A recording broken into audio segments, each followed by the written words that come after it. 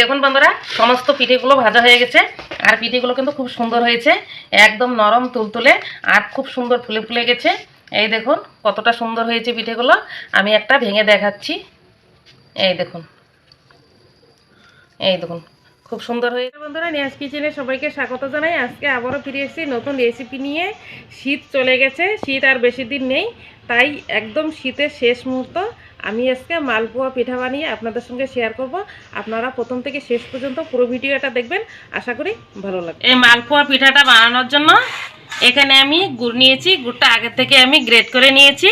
আর এখানে নিয়েছি ময়দা, চালের গুঁড়ো, ভেজা চালের গুঁড়ো নিয়েছি। আর এখানে নিয়েছি আমি সুজিটা আমি গরম জল দিয়ে ভিজিয়ে রেখেছি। একটা গামলা নিয়েছি। আর এখানে যে আমি গ্রেট করে রাখা গুড়টা নিয়েছি, এই গুড়টা এই গামলাটায় আমি নিয়ে নেব।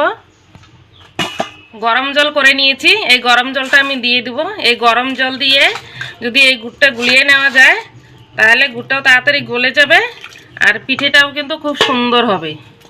এখন আমি ভালো করে মিশিয়ে নেব। গুড়টা আমি ভালো করে জলের সঙ্গে গুলিয়ে নিয়েছি।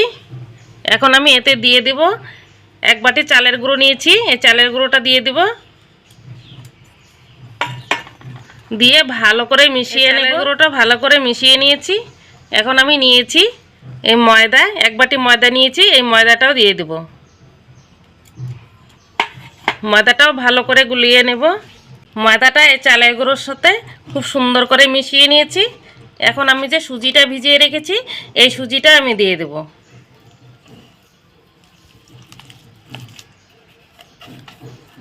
এই সুজিটাও ভালো করে আমি এভাবে মিশিয়ে নেব। সুজিটা দিয়ে খুব সুন্দর মেখে নিয়েছি। এই দেখুন খুব সুন্দর মিশে গেছে।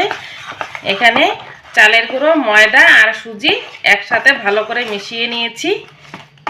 আমার এটা কোনো রেস্টে রাখার প্রয়োজন নেই, তার কারণ সুজিটা কিন্তু আমি গরম জল দিয়ে ভিজিয়ে নিয়েছি। আমি কোনো রেস্টে রাখবো না।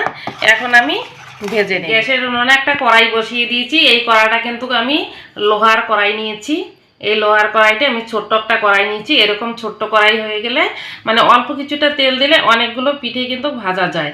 আর এই কড়াতে কিন্তু পোড়াও লাগে না, খুব সুন্দর হয় পিঠেটা করতে। আগে থেকে তেল দিয়ে দিয়েছি, তেলটাও গরম হয়ে গেছে। এখন আমি এই পিঠেগুলো ভেজে নেব।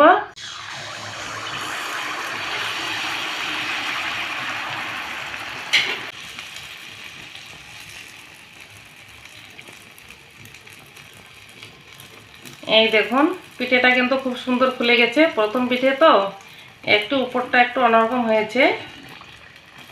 এখন এই উল্টিয়ে দিচ্ছি।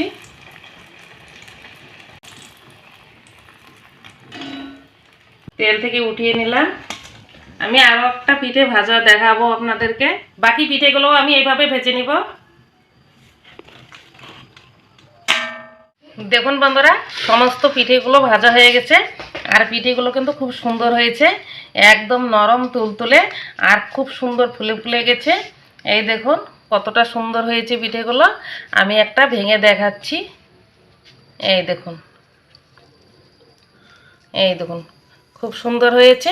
আপনারাও বাড়িতে এভাবে পিঠে বানাবেন, পিঠে বানিয়ে খাবেন। বাচ্চা থেকে বড় সবারই পছন্দ লাগবে। আর তাছাড়া বয়স্কদের খুবই ভালো লাগবে। সুজি দিয়েছি, সুজিটা গরম জল দিয়ে ভিজিয়েছিলাম। আর পিঠেটা তার জন্যই কিন্তু খুব সুন্দর নরম হয়েছে।